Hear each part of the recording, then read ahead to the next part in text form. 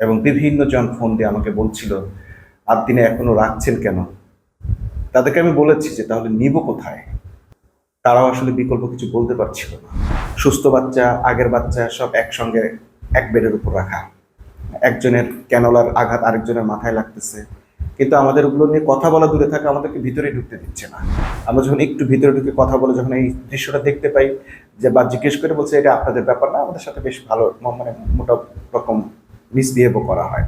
কর্তৃপক্ষের তো দেখা উচিত যে আসলে বাচ্চাদের সাথে কি ধরনের আচরণ করা হয়। সিসিটিভিতে এই ফুটেজগুলো সংরক্ষণ করা উচিত।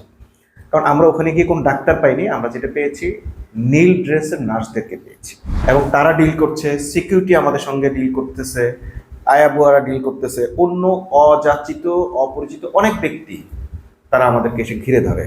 আমি দেখলাম যে শুধু আমার নয়, আরো অনেকের সঙ্গে এই ধরনের বিহেভ করেছে, এবং তারা বাইরে গিয়ে এটা নিয়ে গুঞ্জন করছে যে আসলে এদের ব্যবহারটা এরকম কসাইদের মতো হয়ে গেল কেন। আর অনেকেই এই ব্যবহারটা অনেক বেশি মনক্ষুণ্ণ হয়েছে। খুব অল্প বয়সে একজন ডাক্তার এসে, সেও দেখলাম যে নার্সরা যা বলতেছে সেও তাই বলতেছে, এবং সেও আমাদের উপর এক ধরনের চড়াও। কেন চড়াও এটা আমরা কোনোভাবেই বুঝতে পারছিলাম না। মানে একটা বাচ্চাকে এনএসএ তারা রাখবে না যদি তাদের কমিটমেন্ট বা তাদের সাথে আমরা কমিটমেন্ট না দিই বা তাদের কথা না শুনি।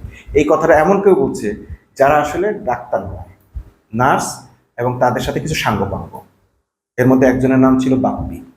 তাকে আমি জিজ্ঞেস করলাম আপনি কে? বলে আমি ম্যানেজার। সে কিসের ম্যানেজার আমি জানি না, অল্প বয়সে একজন ম্যানেজারের বয়স যতটুকু হওয়া দরকার বা রেসপন্সিবিলিটি থাকা দরকার, তাকে আমার সেটা মনে হয়নি। তার সাথে কে আছে? Security guard. আমরা যে কোনো ডাক্তারের সঙ্গে পরামর্শ করে সিদ্ধান্ত নিব বা আশ্বাস পাবো, আশ্বস্ত হব, সেটার কোনো সুযোগ ছিল না। খুব অসহায় ফিল করেছিলাম ওই রাতটা। পরে একজন ডাক্তার এলেন, তিনি এসে মোটামুটি সবকিছু হ্যান্ডেল করলেন। তখন আমি বললাম যে ম্যাডাম, আপনাকে দেখার পর, আপনার কথা শোনার পর একটু আমরা আস্থা পাচ্ছি, ওকে বাচ্চা ভর্তি করে রেখে গেলাম। তখন বাজে রাত ৩টা।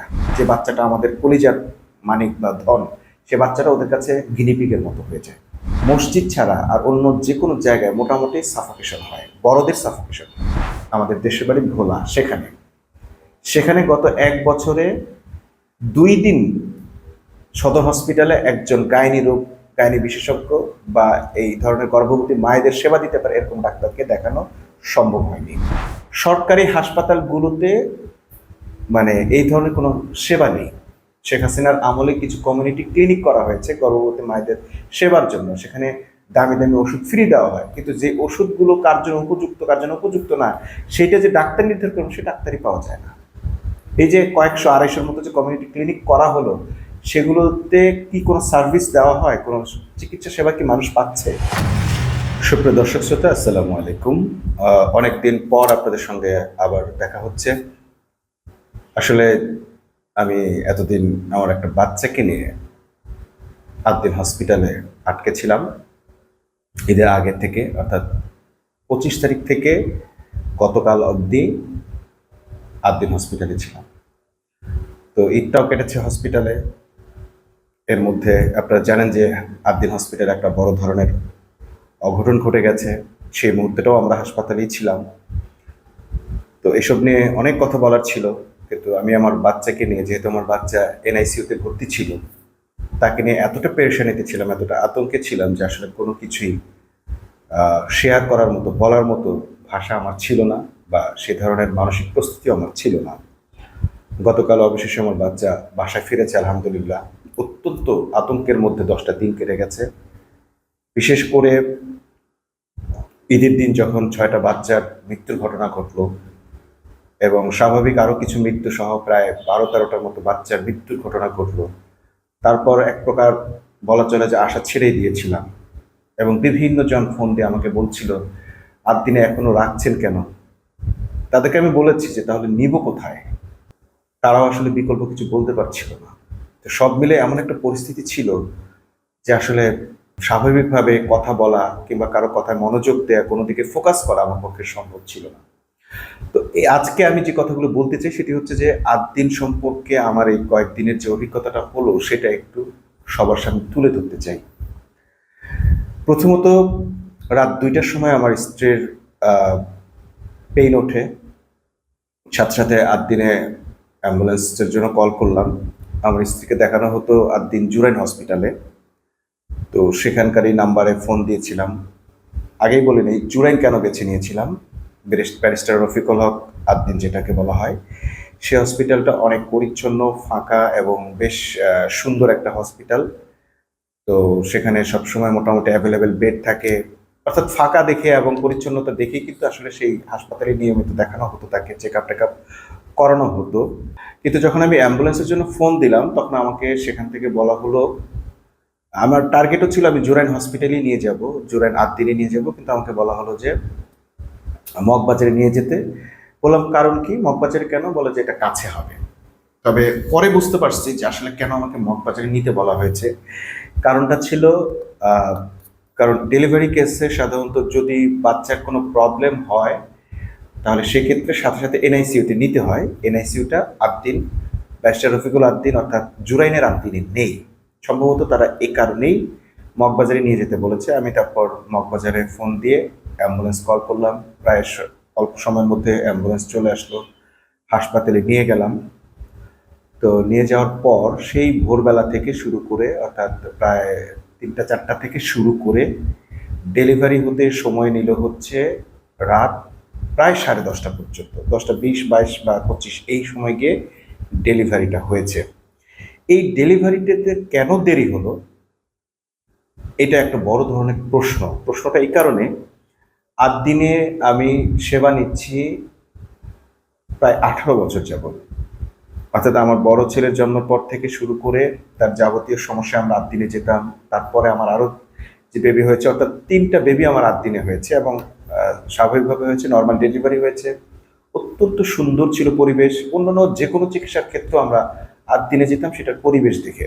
ওইখানকার পরিবেশে বাচ্চারা গিয়ে এমনিতেই তারা সুস্থ হয়ে যেত, অনেকটা এরকম। তো এটাই ছিল মেন কারণ। এবং স্বল্প মূল্যে অত্যন্ত সুন্দর সার্ভিস। তারপর আয়া বুয়াদের বা স্টাফদের, নার্সদের, ডাক্তারদের খুব সুন্দর অমায়িক ব্যবহার, মানে দিনী অনুভূতি, এই জাতীয় অনেক কিছুই আছে যেটা আসলে ভালো লাগার মতো। অনেক বড় একটা মসজিদ। তো এইসব দেখে আমরা আমাদের পরিবারের জন্য মোটামুটি 8 দিনকে মা ও শিশুর জন্য এক প্রকার বাছাই করে নিয়েছিলাম এবং এই 18টা বছর আমাদের এই অভিজ্ঞতাটা আমাদের মধ্যে ছিল। কিন্তু এইবার আমরা নতুন কিছু অভিজ্ঞতার মুখোমুখি হলাম যেটার সাথে আমাদের আসলে আগের অভিজ্ঞতার সাথে মিল নেই। এই যে দেরিটা করা হলো, এই দেরিটা আমার ওয়াইফ বলতেছে যে তাকে আসলে বারবারই সিজারের জন্য চাপ দেওয়া হচ্ছিল। কিন্তু তার কথা হচ্ছে যে আমার 3টা বেবি হয়েছে নর্মাল, এখন আমাকে কেন সিজার করতে হবে? এবং ডাক্তারদের কারো কারো আচরণে তার সন্দেহ হয়েছে যে তারা মোটামুটি জোর করেই টাকার জন্য তাকে সিজার করতে চায়। যদিও 8 দিনে সিজার করা হয় না বা সিজার জোর করে করা হয় না বা ইচ্ছাকৃত করা হয় না, এইটাই আমরা সবাই জানি। এবং অধিকাংশ মানুষ যারা মোটামুটি সিজারিয়ানকে ভয় পায়, সিজারকে, তারা 8 দিনে যায়। কিন্তু এইবার বললাম তো, এই গত 18 বছরের মধ্যে এইবার অভিজ্ঞতাটা ভিন্ন হলো। তো এমনও কথা হয়েছে যে ডাক্তার বা নার্সরা একবার এসে বলতেছে যে এত ইঞ্চি মুখ খুলেছে, এত ইঞ্চি খুলেছে। হঠাৎ করে এসে বলে যে মানে 7 8 ইঞ্চি পর্যন্ত খুলে গেছে আর 2 ইঞ্চির জন্য অপেক্ষা করছে। সেই মুহূর্তে এসে বলতেছে যে মুখ মাত্র 2 ইঞ্চি খুলছে, সিজার ছাড়া উপায় নাই। কিন্তু আমার স্ত্রী বলেছে যে না, আমি কোনোভাবে সিজার করতে রাজি না। আমাকে ডেকে নিয়ে যাওয়া হলো। আমি ডাক্তারদেরকে সরাসরি বলেছি যে আপনারা যেটা ভালো মনে করবেন সেটাই, কারণ আমি ডাক্তার না, আমি বুঝবো না। যদিও আগেরগুলো সব নর্মাল হয়েছে, কিন্তু তারপরে যদি আপনাদের মনে হয় যে এটা সিজার করতে হবে, করেন। তো তারা রক্ত নিল, রক্তের ডোনার ডাকলো, ডোনার নিয়ে আসলো, ডোনার ম্যাচিং করা হলো, সবকিছু করা হলো। কিন্তু আমার স্ত্রী বলছে যে আপনারা একটু নর্মালে, যেহেতু আমি এতক্ষণ ধরে পেইন সহ্য করেছি, আমাকে নর্মালের চেষ্টা করেন। তো তারা তাকে লেবার বেডে উঠাচ্ছিলই না এবং এইটার জন্য আমার স্ত্রী খুবই মনক্ষুণ্ণ হন যে কেন তারা মানে নর্মালের চেষ্টাটাই করছে না। আগের বার যেভাবে তারা লেবার বেডে নিয়ে গেছে, তারপরে আধা ঘন্টার মতো বা 1 ঘন্টার মতো সেখানেই ওয়েট করা হয়েছে এবং সেখানে মোটামুটি চেষ্টা বা দেখা হয়েছে একটু পর পর যে কতটুকু বের হয়েছে। এবার তার কিছুই করা হয়নি। এর প্রধান কারণ হয়তো এরকম যে এবার প্রচুর রোগী ছিল এবং ঈদের একটা বড় ছুটি ছিল। এজন্য তাদের ডাক্তার বা নার্স বা যারা এই কাজগুলো করেন, এই টেকনিক্যাল যে হ্যান্ডসগুলো আছে তাদের সংখ্যাটা কম ছিল। সম্ভবত তারা এই কারণে এটা মানে করতে পারেন নাই, হতে পারে। অথবা হতে পারে যে সত্যি সত্যি 8 দিনের সার্ভিস আগের জায়গায় নেই, এখন হয়তো অনেককেই মোটামুটি সিজার করতে প্রলুব্ধ করা হইতে পারে। যাই হোক, তো এখন যেটা হলো, এই দেরিটা করলো। করার পরে আমার ওয়াইফ শেষ পর্যন্ত বলে যে প্লিজ আমাকে একটু লেবার বেডে উঠান। যখন কোনোভাবেই শুনছিল না, তখন আমি একজনকে দিয়ে ফোন দেওয়ানোর ব্যবস্থা করি যে আপনারা একটু প্লিজ, আপনারা যেহেতু হাসপাতালের কর্তৃপক্ষ, আপনারা ফোন দিলে হয়তো ব্যাপারটা তারা একটু গুরুত্ব দিয়ে দেখবে। এবং ফোন দেওয়ার পর তারা তাকে লেবার বেডে তুললো। মিনিট 5 বা 10-এর মধ্যেই ডেলিভারিটা টোটালি কমপ্লিট হয়ে গেল, কোনো কাটা ছেঁড়া কিচ্ছু ছাড়া। তারা কেচি টেচি বা যা কিছু নিয়ে রেডি হয়েছিল কিচ্ছু করা লাগে নাই। এই সময় প্রশ্নটা আমাদের আরো বড় করে দেখা দেয় যে তাহলে তারা কি এটা টের পেয়েও তারা এই লেটটা কেন করছিল? যে রোগীকে লেবার বেডে ওঠার সাথে সাথে যে ডেলিভারিটা কমপ্লিট হয়ে যায়, সেই রোগীকে আরো আধা ঘন্টা বা 1 ঘন্টা আগে কেন তোলা হলো না? এবং তাকে বলা হয়েছে রাত 12টার পর ডাক্তার আসবে, তারপরে আপনাকে দেখবে। এমনভাবে তাকে ভীতি প্রদর্শন করা হয়েছে বলে আমার ওয়াইফ আমাকে এটা জানিয়েছে। তো এই যে কাজগুলো করা হয়েছে, এই জিনিসটা আমরা গত 18 বছরে পাইনি। এটা নিয়ে আমরা অত্যন্ত মনক্ষুণ্ণ ছিলাম। আচ্ছা, এরপরে বাচ্চা ডেলিভারি হওয়ার পর কি হলো, তারা একটা কাগজ ধরিয়ে দিয়ে বললো বাচ্চাকে এনআইসিইউতে ভর্তি করা। এই কথাটা যে কে বলছে, কোনো ডাক্তার বা কি, কারো কোনো সিগনেচার নেই। এই যে রেফার করছে বাচ্চা ডেলিভারির পর যে এটা এনআইসিইউতে দেখাতে হবে কি হবে না বা কি, সরাসরি বললো এনআইসিইউতে নিয়ে যান। এনআইসিইউতে যখন আমরা নিয়ে গেলাম, তখন তারা বেডে রাখলো, একটা বেডে রেখে দিল, প্রাথমিক যে বেডটা থাকে সেখানে রেখে দিল। সুস্থ বাচ্চা, আগের বাচ্চা সব একসঙ্গে এক বেডের উপর রাখা। একজনের ক্যানোলার আঘাত আরেকজনের মাথায় লাগতেছে, কিন্তু আমাদের ওগুলো নিয়ে কথা বলা দূরে থাকে, আমাদেরকে ভিতরে ঢুকতে দিচ্ছে না। আমরা যখন একটু ভিতরে ঢুকে কথা বলে যখন এই দৃশ্যটা দেখতে পাই, যে বা জিজ্ঞেস করে বলছে এটা আপনাদের ব্যাপার না, আমাদের সাথে বেশ ভালো মানে মোটা রকম মিসবিহেভও করা হয়। ঠিক আছে, তাদের যদি সিস্টেম এরকম হয়, ভিতরে ঢুকতে পারবো না আমরা, ঠিক আছে, কিন্তু বা বাচ্চাদের সঙ্গে কি আচরণ হচ্ছে সেটাও আমাদের দেখতে পারবো না, ঠিক আছে, কিন্তু কর্তৃপক্ষের তো দেখা উচিত যে আসলে বাচ্চাদের সাথে কি ধরনের আচরণ করা হয়। সিসিটিভিতে এই ফুটেজগুলো সংরক্ষণ করা উচিত। কারণ আমরা ওখানে গিয়ে কোনো ডাক্তার পাইনি, আমরা যেটা পেয়েছি নীল ড্রেসের নার্সদেরকে পেয়েছি, এবং তারা ডিল করছে, সিকিউরিটি আমাদের সঙ্গে ডিল করতেছে, আয়াবুয়ারা ডিল করতেছে, অন্য অযাচিত অপরিচিত অনেক ব্যক্তি তারা আমাদেরকে এসে ঘিরে ধরে, এটা করতে হবে, ওটা করতে হবে, এটা না করলে আপনার বাচ্চা আপনি নিয়ে যান। আমি তারপরে বাধ্য জিজ্ঞেস করলাম যে বাচ্চা 18 বছর এখানে আমি চিকিৎসা নিচ্ছি, আমার সব বাচ্চা এখানে হয়েছে, সব ধরনের চিকিৎসা এখানে হয়, আমি কেন বাচ্চা নিয়ে যাব? আমি কি একবারও বলেছি যে আমি এখান থেকে বাচ্চা নিয়ে যাব বা এই ধরনের কোনো কথা হয়েছে? তখন তারা মানে অর্থাৎ একটা প্রতিপক্ষ মিন করে তারা আমার সঙ্গে ওই ধরনের আচরণ করে। আমি দেখলাম যে শুধু আমার নয়, আরো অনেকের সঙ্গে এই ধরনের বিহেভ করেছে, এবং তারা বাইরে গিয়ে এটা নিয়ে গুঞ্জন করছে যে আসলে এদের ব্যবহারটা এরকম কসাইদের মতো হয়ে গেল কেন। আর অনেকেই এই ব্যবহারটা অনেক বেশি মনক্ষুণ্ণ হয়েছে, এবং কোনো রেসপন্সিবল ডাক্তার পাওয়া গেল না। যখন আমরা বললাম যে এখন ডাক্তার দেন, আমরা তার সাথে একটু কথা বলি, তা বলছে একজনকে নিয়ে এসে বললো যে উনি ডাক্তার, মেডিকেল অফিসার। আমি বললাম যে আর কোনো বড় মানের ডাক্তার আছে কিনা, মানে সে ডাক্তার এসেও, খুব অল্প বয়সে একজন ডাক্তার এসে, সেও দেখলাম যে নার্সরা যা বলতেছে সেও তাই বলতেছে, এবং সেও আমাদের উপর এক ধরনের চড়াও। কেন চড়াও এটা আমরা কোনোভাবেই বুঝতে পারছিলাম না। এরপরে যা হোক, আমরা অনেকক্ষণ অপেক্ষা করে এখন আমরা সিদ্ধান্ত নিতে পারছি না। কারণ কি? কারণটা হচ্ছে যে আমরা বাচ্চাটাকে আসলে নিয়ে যাব কোথায়? মানে ওইখানে এক আল্লাহকে ডাকা ছাড়া মানে এক প্রকার জিম্মি হয়ে গেলাম আমরা, যে এখন যদি আমরা না নেই তাহলে ওরা যা বলবে, ওরা যা টাকা লিখবে। আমি জিজ্ঞেস করলাম যে আপনারা তো টাকার কথাটা কেন তুলছেন, অতীতে তো কখনো টাকা নিয়ে এরকম দর কষাকষি হয়নি, তো আপনারা এখনই এটা এটা নিয়ে এরকম দর কষাকষিতে কেন যাচ্ছেন? কি কি লাগবে না লাগবে এটা তো আপনারা দেখাবেন আমাকে, আমরা তো চার্ট দেখতেছি, সব টাকার অঙ্ক লেখা আছে, সেগুলো আমরা জেনে শুনে এখানে আসছি। এখন আবার এই দর কষাকষি নিয়ে আপনারা এত বড় ধরনের বার্গেনিংটা কেন করতেছেন, বা আমাদেরকে ভয়টা কেন দেখাচ্ছেন, বাচ্চা নিয়ে যেতে কেন বলছেন, যে বাচ্চা আপনার নিজ দায়িত্বে নিয়ে যান। মানে একটা বাচ্চাকে এনএসএতে তারা রাখবে না যদি তাদের কমিটমেন্ট বা তাদের সাথে আমরা কমিটমেন্ট না দিই বা তাদের কথা না শুনি। এই কথাটা এমন কেউ বলছে যারা আসলে ডাক্তার নয়, নার্স, এবং তাদের সাথে কিছু সাঙ্গপাঙ্গ। এর মধ্যে একজনের নাম ছিল বাপ্পি। তাকে আমি জিজ্ঞেস করলাম আপনি কে? বলে আমি ম্যানেজার। সে কিসের ম্যানেজার আমি জানি না, অল্প বয়সে একজন ম্যানেজারের বয়স যতটুকু হওয়া দরকার বা রেসপন্সিবিলিটি থাকা দরকার, তাকে আমার সেটা মনে হয়নি। তার সাথে কে আছে? Security guard. তার সাথে আরেকজন লোক দেখলাম যার কোনো পরিচয় নেই, কোনো লেভেল নেই, পেছনে বসে বসে সে বাজে ধরনের আওয়াজ দিচ্ছিল, বাচ্চা নিয়ে যান, বাচ্চা নিয়ে যান, এই জাতীয় কথা বলছিল। রাত তখন বাজে 2টা। আমি বাচ্চা কোথায় নিয়ে যাব? রাত 10:30টার পর হাসপাতালে বা এনআইসিইউতে বড় কোনো ডাক্তার বোধহয় থাকেই না, হয়তো থাকে বা মানে এনআইসিউর অনেকগুলো রুম হয়তো অন্য কোথাও থাকে, আমি জানি না, কিন্তু আমাদের মুখোমুখি হয়নি। আমরা যে কোনো ডাক্তারের সঙ্গে পরামর্শ করে সিদ্ধান্ত নিব বা আশ্বাস পাবো, আশ্বস্ত হব, সেটার কোনো সুযোগ ছিল না। খুব অসহায় ফিল করেছিলাম ওই রাতটা। যাই হোক, পরে একজন ডাক্তার এলেন, তিনি এসে মোটামুটি সব কিছু হ্যান্ডেল করলেন। তখন আমি বললাম যে ম্যাডাম, আপনাকে দেখার পর, আপনার কথা শোনার পর একটু আমরা আস্থা পাচ্ছি, ওকে বাচ্চা ভর্তি করে রেখে গেলাম। তখন বাজে রাত 3টা। এরপর বাচ্চার 2-3 দিন গেল, বাচ্চা সুস্থ, স্বাভাবিক, সবকিছু স্বাভাবিক। 3 দিন পর ধরা পড়লো হচ্ছে ব্লাড ইনফেকশন। শুনলাম যে এরকম ব্লাড ইনফেকশন অনেকের ধরা পড়ে, কিন্তু আমরা যতটুকু জানি ব্লাড ইনফেকশনটা ডেলিভারি দেরি হলে হয়। তো ইনফেকশনটাও আমরা অনেক কারণেই হতে পারে। দুটো কারণ দেখলাম। একটা হচ্ছে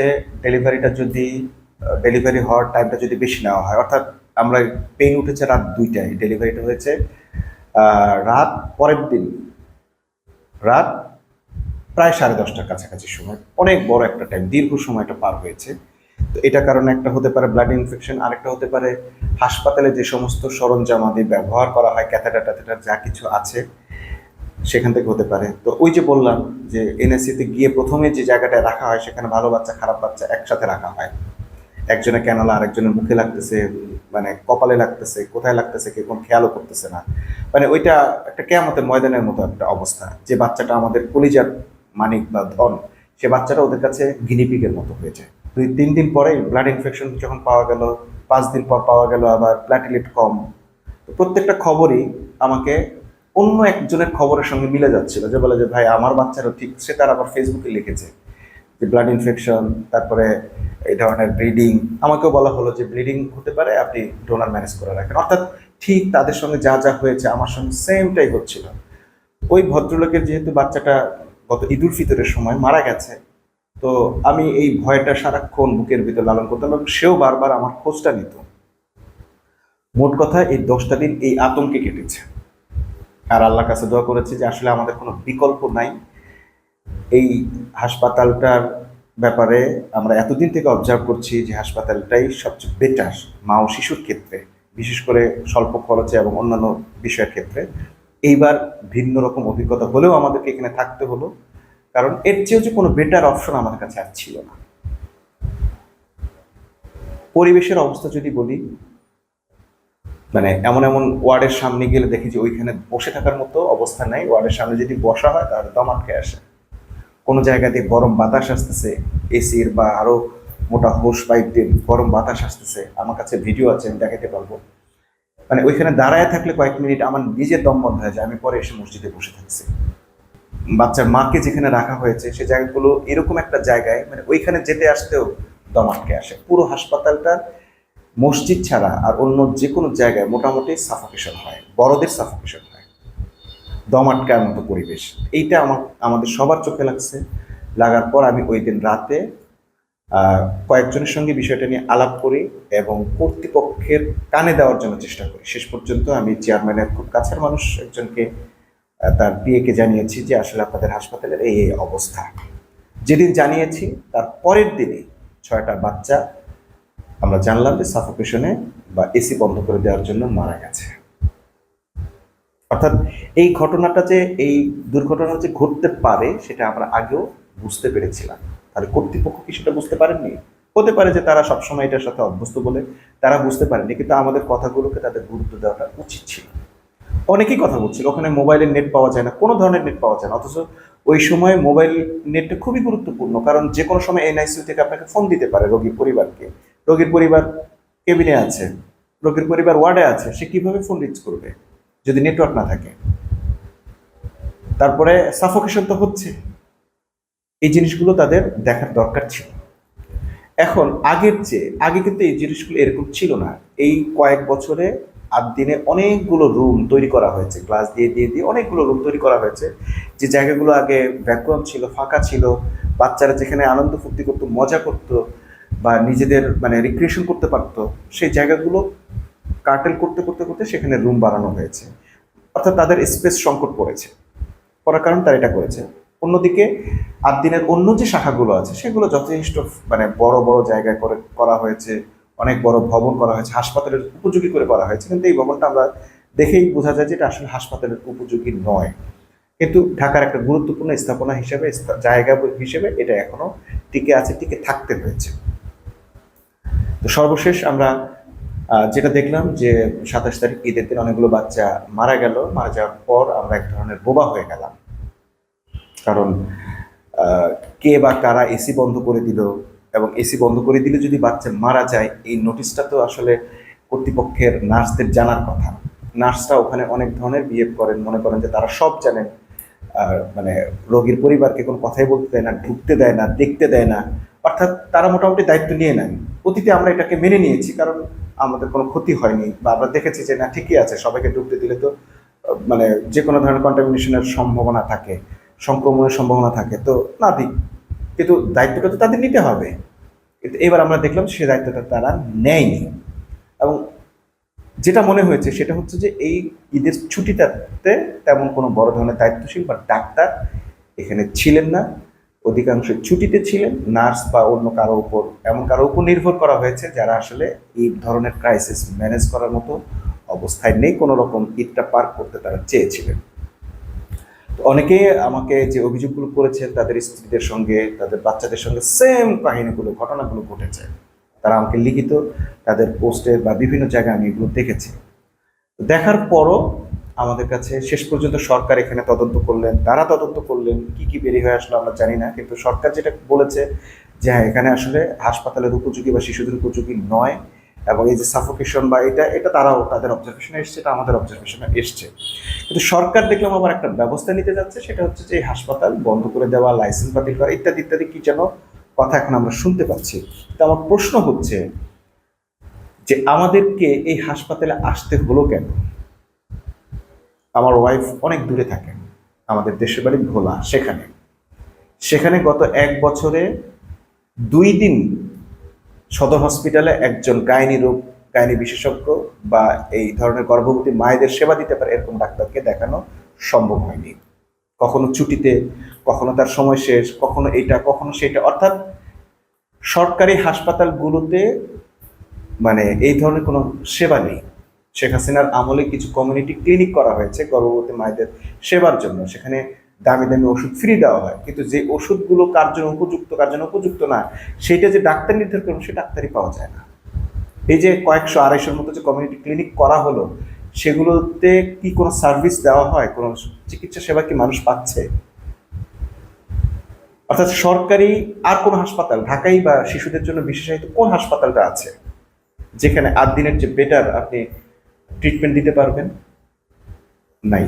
তাহলে সরকার যখন 8 দিনের ব্যাপারে ব্যবস্থা নেওয়ার কথা ভাবে তখন আবার আমরা আতঙ্কে ভুগি, কারণ হচ্ছে যে এখন যে সেবাটুকু পাচ্ছি সেই সেবাটুকু আমরা কোথায় পাবো?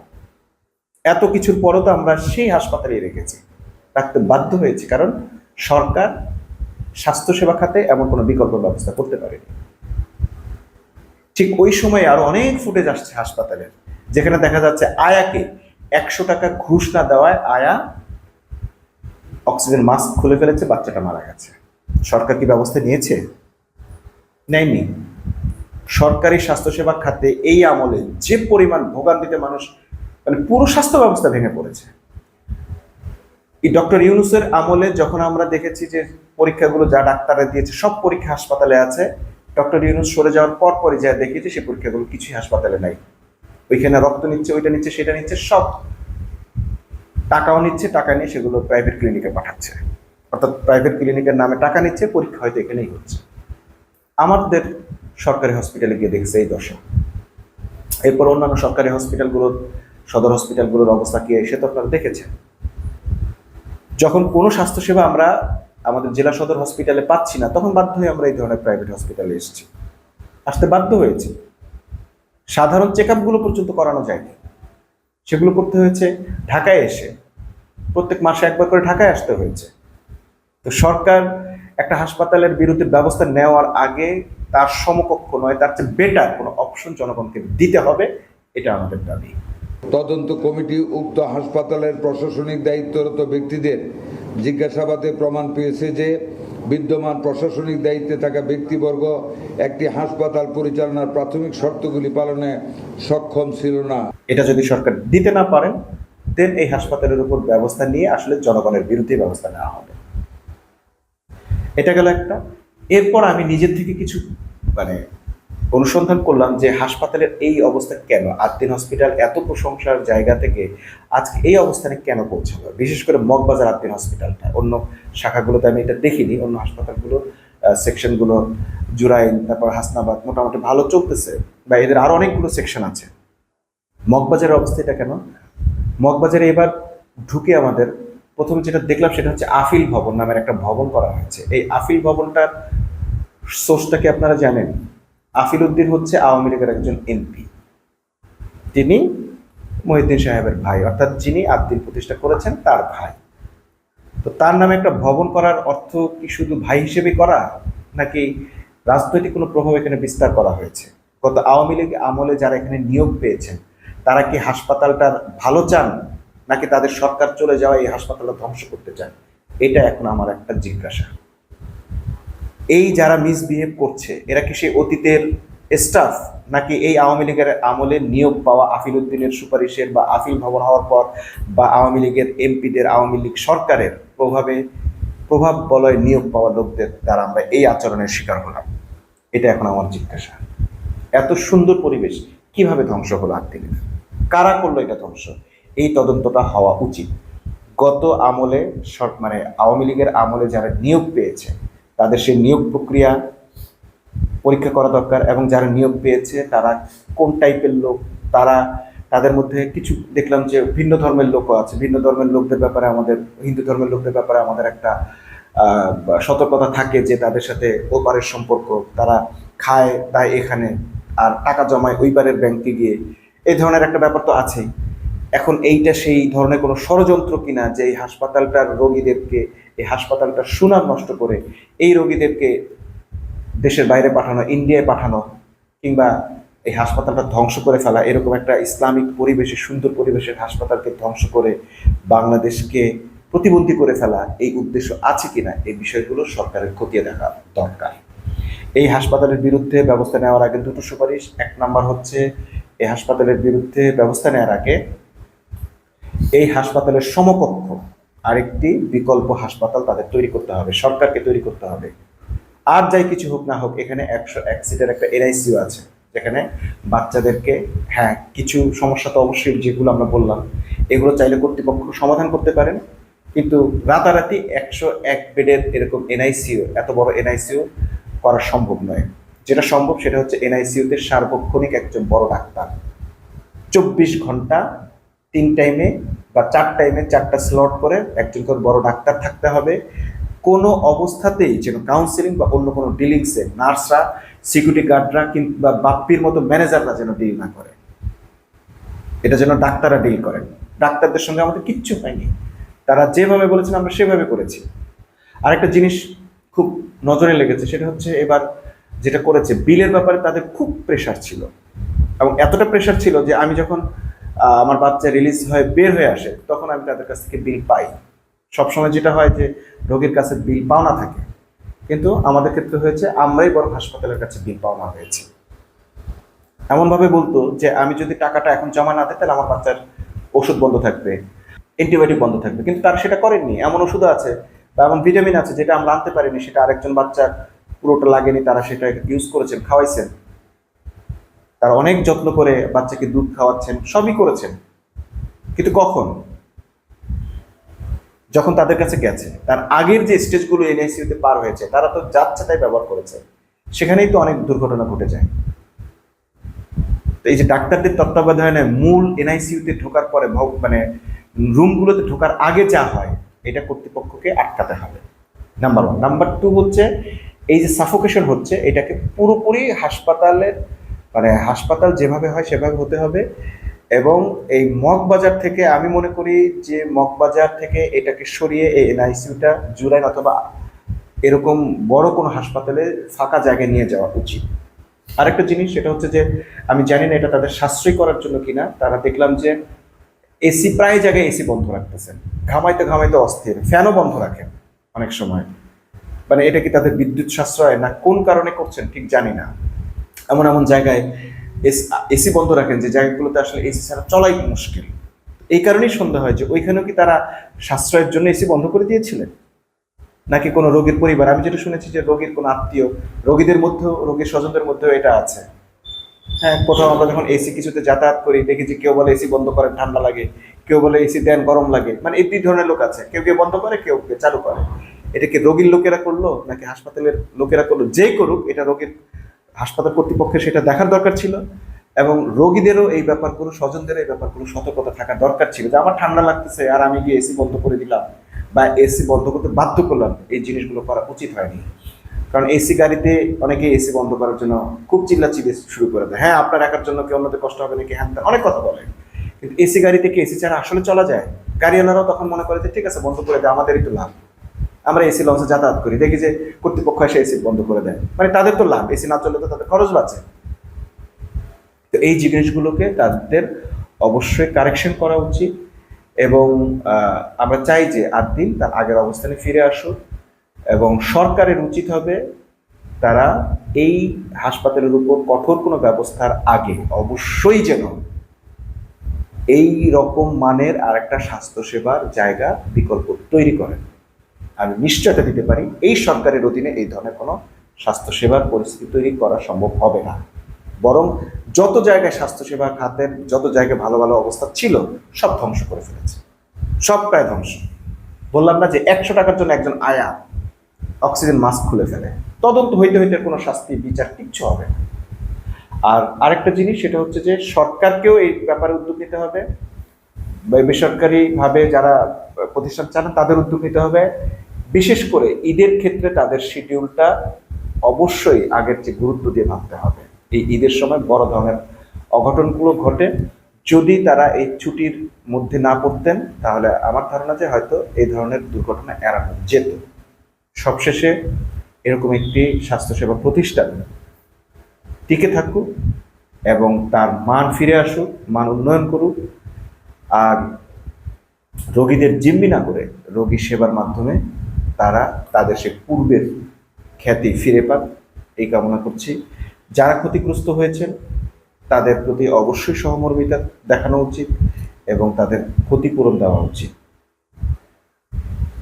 কারণ যারা নানাভাবে ক্ষতিগ্রস্ত হয়েছেন এবং সেই জিনিসগুলোকে তদন্ত করে যাদের মাধ্যমে ক্ষতিগ্রস্ত হয়েছেন, যে কর্মচারী কর্মকর্তা বা যার মাধ্যমে ক্ষতিগ্রস্ত হয়েছেন তাদের বিরুদ্ধে অবশ্যই দ্রুত দৃষ্টান্তমূলক ব্যবস্থা নেওয়া উচিত এবং পাবলিককে সেটা জানানো উচিত।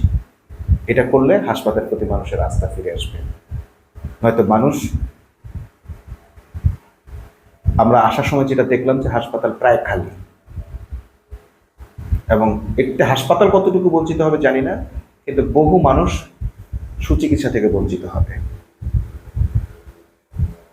আজ এ পর্যন্তই, সবাই ভালো থাকবেন, আল্লাহ হাফেজ।